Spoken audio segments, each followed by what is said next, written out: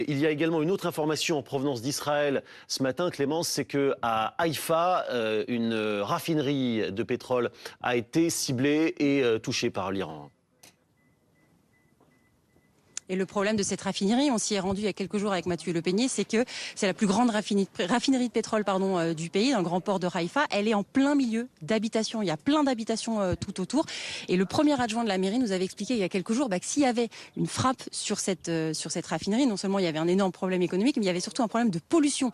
Au-delà de la frappe qui pouvait faire des blessés, parce que c'était du pétrole et des produits chimiques dans ce grand complexe, en plein milieu de la troisième ville du pays. Donc forcément, il y avait des mesures très restrictives. Par exemple, les cuves n'étaient jamais pleines mais tournaient à flux tendu pour les entreprises pour éviter un énorme incendie. Là, on voit qu'il y a eu a priori un incendie dans une frappe. On ne sait pas si c'est une frappe directe ou si c'est un shrapnel, un débris qui serait tombé dessus. On va vous tenir au courant, on va aller regarder. Mais c'est vrai que les centrales électriques, les raffineries sont évidemment protégées, font l'objet d'une attention particulière. Mais eh bien, vous voyez, elles ont été frappées après cette centrale, après ce complexe industriel de Beersheba dans le sud du pays. C'est donc cette fois-ci le nord qui est touché. Dans cette alarme globale générale, vous l'entendez.